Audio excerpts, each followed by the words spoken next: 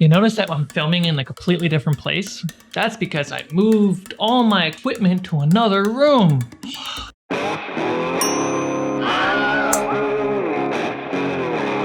Hey, Cmike here. I'm new to Dungeon Mastery, and this series is for me to talk about my game sessions and see what I learned while I start out. Maybe some healthy critique and see where I can improve. Also, I like talking about some homebrew stuff that I either steal or use to mod my games. Today I'm gonna go over my 4th session. So after saving the NPCs by splitting the party in the cave, the party all rested safely in Stonehill Inn. Next morning, in the big cold, the cook, Coop, is boarding the windows to keep the heat in, and people are resting by the fire. Innkeeper's missing. She was last seen going to the miners' union. The party then has breakfast and is on their merry way to find the carpenter, half-orc, to help translate the orc letters. They find him. He's working on the shrine that was supposedly burnt down by the bandits. One's a personal letter to a goblin that they killed. The other mentions the local bandits as idiots handling the deliverers, aka the party. Also, the letter mentioned the dwarf is in the castle. Sadly, no mention of which castle or where that castle is. The party's gonna have to find that out another day. Afterwards, they concoct a plan to sneak in the Red Band Ruffian Tavern, the Sleepy Giant, to get to their boss and learn as much as they can. Now, I should mention this module is built in a way that all the NPCs in the town, like way more than the party will ever get to meet, all have different information, different plot hooks, for different quests,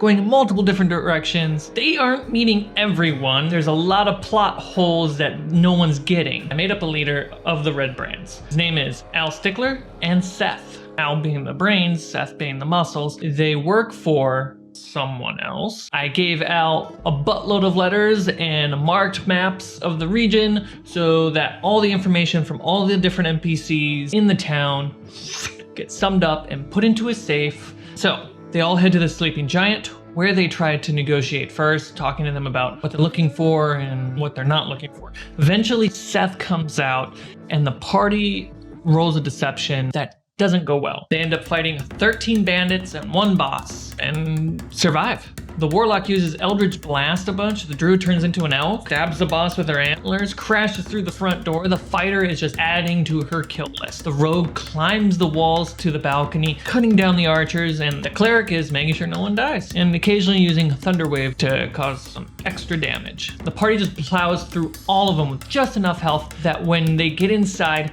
there's 4 more bandits that they finish off, no problem.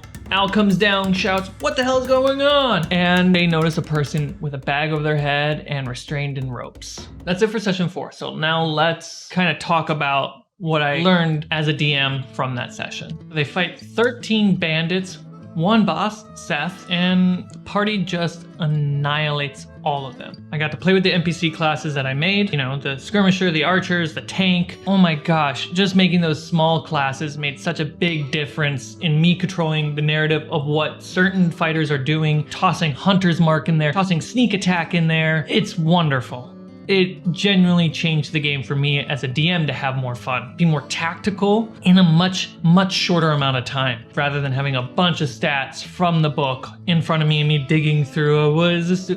No. Big takeaway, even if I plan different NPCs with different quests and lore information, unless I directly tell the players, go to so-and-so and talk to them, I have to be ready to move all my information and consolidate it to a single NPC, even if I have to make a brand new one just to be that person. Like a mini boss between the players and the next big boss, you know, just have that moment exist. Also, to be throwing a buttload of baddies at the party, something I did was I didn't give the bandits attack or damage modifiers. So their chances of hitting is lower, and if they did hit, it would be based on the weapon damage, nothing else. Archers did have Hunter's Mark, skirmishers did have Sneak Attack. So even though I didn't use Sneak Attack as a priority, if the baddies found themselves in a situation where they would use Sneak Attack, I dealt extra damage. I thought that was clever for a bunch of baddies, you know? And their AC and HP were low enough that it took about 2 to 3 hits to really kill them. Now I know that that AC level and HP level is pretty good. I can actually bump them up a little bit more if I want